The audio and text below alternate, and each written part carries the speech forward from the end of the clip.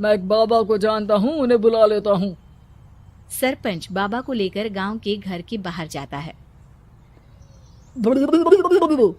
ओहो, तो ये वो चुड़ैल है जो उन लोगों को निशाना बनाते हैं जो गांव को बदलने का सपना देखते हैं।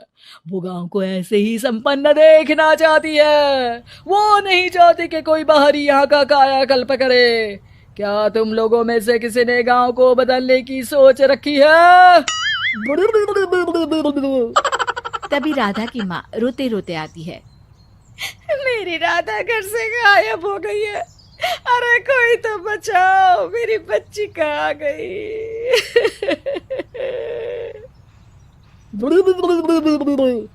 ले गई वो चुड़ैल, तेरी बच्ची को ले गई।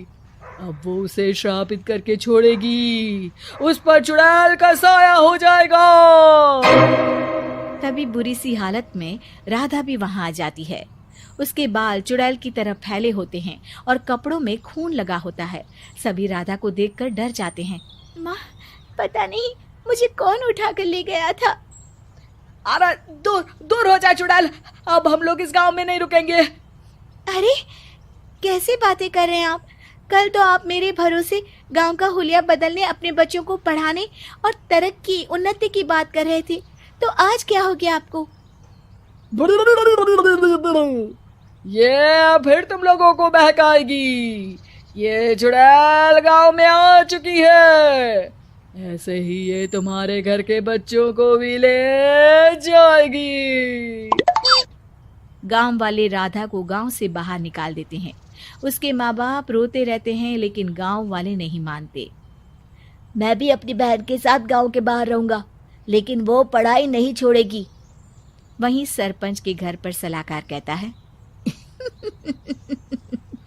देखा, सांप भी मर गया और लाठी भी नहीं टूटी।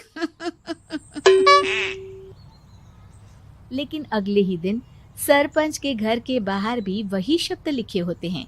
और फिर सरपंच की बीवी कहती है, हमारी बेटी को किसी ने अगवा कर लिया है। तभी राधा का भाई वहां आ जाता है। अरे गांव वालों, मैंने सरपंच जी की बेटी को देखा था। वो चुड़ैल उसे उठाकर ले जा रही थी। अरे क्या मजाक कर रहे हो? नहीं नहीं सरपंच जी, आप नहीं जानते। वो चुड़ैल अब आपकी बेटी में आ जाएगी, जैसे राधा के अंदर आ गई थी। तभी सरपंच की बेटी वैसी ही हालत में वहां आती है जैसे राधा आई थी। पापा, पता नहीं कैसे मैं गायब हो गई थी। चुड़ैल, इसके अंदर भी चुड़ैल का साया है, मारो इसे। अरे नहीं नहीं, इसे भी राधा के पास गांव के बाहर ही भेज दो।